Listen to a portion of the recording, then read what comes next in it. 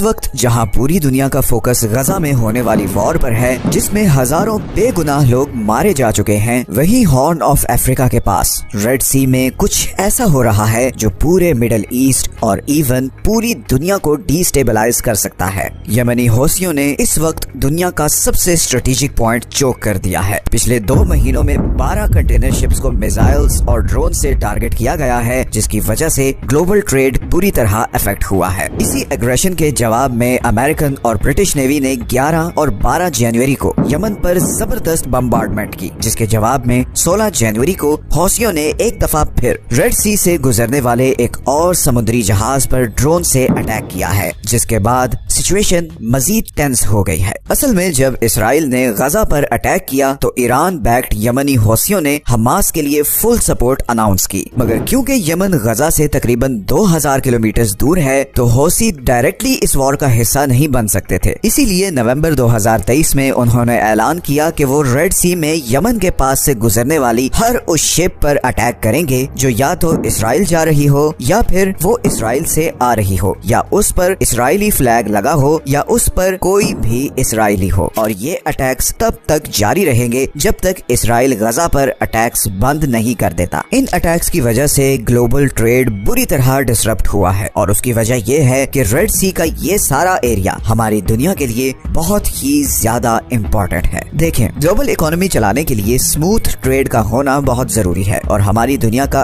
80% trade समुद्रों के जरिए होता है और इन्हीं समुद्रों में से एक ये रेड सी है जो 21वीं सदी का सबसे हॉट और डेंजरस जियोपॉलिटिकल एरिया है, क्योंकि यहाँ पे 2 चोक पॉइंट्स हैं। एक ये इजिप्ट के पास सुएज कैनाल है और दूसरा ये यमन के पास बाब अल मंदेब स्ट्रेट है। 28 किलोमीटर की ये पतली सी जगह जहाँ पर मिडिल ईस्ट और एशिया से आने वाले समुद्री जहाज इंडियन ओशन को क्रॉस करते हुए रेड सी में एंटर होते हैं और फिर सुएज कैनाल को क्रॉस करके मेडिटेरेनियन सी में निकल जाते हैं और वहाँ से फिर वो यूरोप और अमेरिका तक पहुँचते हैं। तो बेसिकली एशिया और मिडिल ईस्ट को यूरोप से कनेक्ट करने का ये सबसे शॉर्टेस्ट रूट है। पूरी दुनिया की 10% ऑयल और 6% नेचुरल गैस की सप्लाई इसी 28 किलोमीटर के चोक पॉइंट से गुजरती है और ये सारी गैस और ऑयल इधर पर्शियन गल्फ कंट्री से स्ट्रेट ऑफ हॉर्मुज क्रॉस करके आती है। 2022 के स्टैटिस्टिक्स के मुताबिक पूरे यूरोप की 20% ऑयल इंपोर्ट और 24% गैस इंपोर्ट इसी बाब अल मंदेब स्ट्रेट से गुजरती है। और सिर्फ ऑयल और गैस ही नहीं बल्कि एशिया और यूरोप का सारा ट्रेड भी इसी रास्ते से कनेक्टेड है। चाइना की 30% मैन्युफैक्चरिंग एक्सपोर्ट्स इसी बाब अल मंदेब स्ट्रेट से होते हुए यूरोप और नॉर्थ अमेरिका को जाती है। तो अगर ये रूट किसी भी वजह से ब्लॉक हो जाए तो ग्लोबल इकोनॉमी कोलैप्स कर सकती है, क्योंकि इसका ऑल्टरनेट सिर्फ एक और रूट है और वो है पूरे अफ्रीकन कॉन्टिनेंट को क्रॉस करके। सुएज कैनाल के बनाने से पहले कंटेनर शिप्स यही रूट यूज करती थी, मगर ये रूट सुएज कैनाल वाले रूट से 7400 किलोमीटर लंबा है, जिसकी वजह से एक्स्ट्रा फ्यूल कॉस्ट आती है और इसीलिए यमनी हौसियों के अटैक के बाद इन शिपिंग कंपनीज को मिलियंस ऑफ डॉलर्स का नुकसान हो रहा है। अभी तक हौसियों ने यहाँ पर मिसाइल्स और ड्रोन से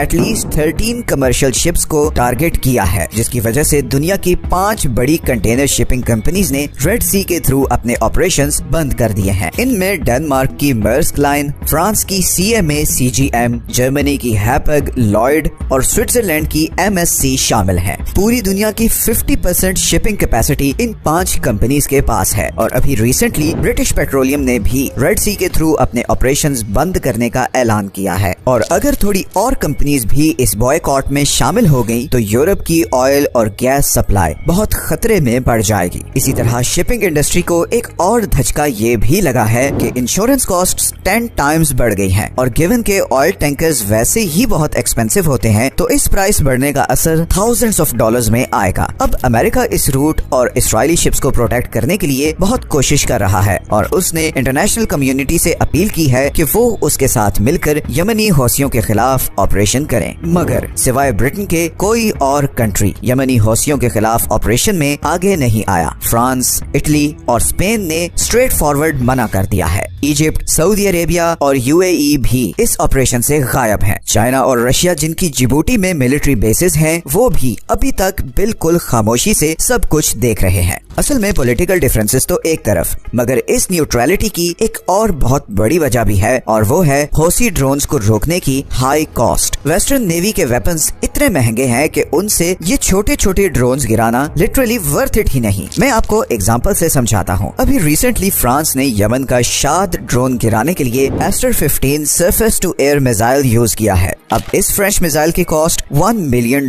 है, जबकि यमनी ड्रोन की कॉस्ट सिर्फ $20,000 है। मतलब $1 मिलियन का मिसाइल मार के $20,000 का ड्रोन तबाह करना किसी भी तरह से जस्टिफाइड नहीं। लेकिन दूसरी तरफ अगर ये शिप्स तबाह होती हैं तो वो भी मिलियंस ऑफ डॉलर्स का नुकसान है। तो हौसियों के लिए विन विन सिचुएशन है। इसी तरह हौसीज के पास दो और भी बहुत जबरदस्त हथियार हैं। एक तो 1400 किलोमीटर की रेंज वाले बैलिस्टिक मिसाइल्स जो जमीन में इस रेंज के अंदर हर चीज को टारगेट कर सकते हैं, और दूसरा 40 से 800 किलोमीटर की रेंज वाले एंटी शिप क्रूज मिसाइल्स जो किसी भी शिप को बहुत ही एक्यूरेटली निशाना बना सकते हैं। And on top of this western हथियारों के मुकाबलों में ये बैलिस्टिक मिसाइल्स बहुत सस्ते हैं, इसीलिए ये बहुत ही कॉम्प्लिकेटेड कॉन्फ्लिक्ट बन गया है और बहुत से कंट्रीज अभी इसका पार्ट नहीं बनना चाह रहे। इस ब्लॉकेड का इजिप्ट पर भी बहुत नेगेटिव असर पड़ेगा, क्योंकि वो सुएज कैनाल से गुजरने वाली शिप से $10 बिलियन एनुअली कमाता है। इसीलिए जब कंटेनर्स अफ्रीका के रूट से जाएंगे तो इजिप्शियन इकोनॉमी को अच्छी खासी हिट पड़ेगी। सऊदी अरब अभी तक इस मामले पर खामोश है। हालांकि 2015 से सऊदी अरब यमनी हौसियों के खिलाफ लड़ रहा है, मगर अब रिसेंटली सऊदी अरब ने यमन के अगेंस्ट अपनी अप्रोच बदली है। सऊदी अरब ने रिसेंटली यमनी लीडरशिप के साथ पीस ट्रीटीज भी साइन की हैं। कुछ एनालिस्ट्स के मुताबिक सऊदी अरब को यूएसए पर काफी गुस्सा भी है, क्योंकि जब यमनी ड्रोन सऊदी अरब की ऑयल पाइपलाइंस पर अटैक करते थे तो अमेरिका का कोई खास प्रोएक्टिव रिस्पॉन्स नहीं होता था। इसीलिए अब सऊदी अरब सिर्फ एक स्पेक्टेटर बनकर सारी सिचुएशन को देख रहा है। लेकिन दूसरी तरफ यूएई अमेरिका पर बहुत दबाव डाल रहा है कि वो हौसीज पर फुल स्केल अटैक करे, बिकॉज यूएई यमन में एंटी हौसी ग्रुप को सपोर्ट करता है और पिछले कुछ सालों से यूएई यमन में बहुत ज्यादा इंटरेस्ट ले रहा है, और उसकी वजह यमन में डिस्कवर होने वाले बहुत बड़े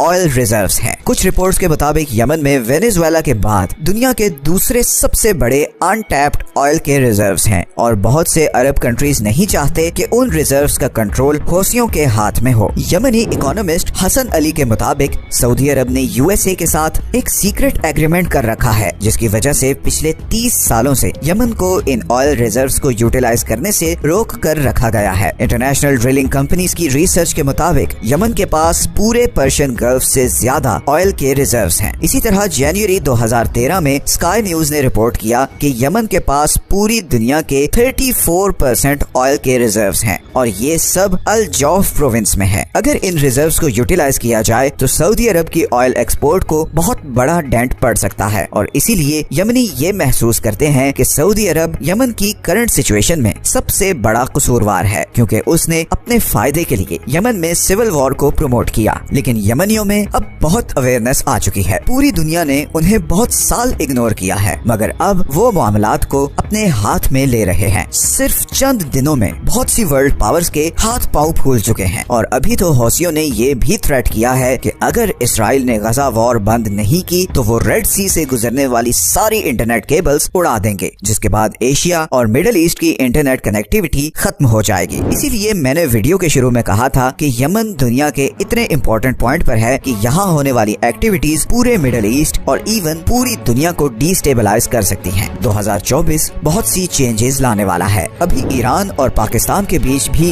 जो तनाव क्रिएट हुआ है, ये भी इस लार्जर जियोपॉलिटिकल गेम की एक कड़ी है। अगले चंद महीने बल्कि हफ्ते बहुत ही डिसाइसिव होने वाले हैं। आप लोग जियोपॉलिटिकल वर्ल्ड में बहुत बड़ी चेंजेस देखने वाले हैं, और हम जल्द उन टॉपिक्स पर वीडियोस बनाने वाले हैं। ये हैं वो सारे सोर्सेज जहां से हमने इस वीडियो के लिए कंसल्ट किया है। अगर आप ऐसी ही इंफॉर्मेटिव वीडियोस देखना चाहते हैं तो चैनल को सब्सक्राइब जरूर कर लें, ताकि आपको टाइमली नोटिफिकेशंस मिलते रहें। मिलते हैं नेक्स्ट वीडियो में एक और इंटरेस्टिंग टॉपिक के साथ। अपना ख्याल रखें। अल्लाह हाफिज।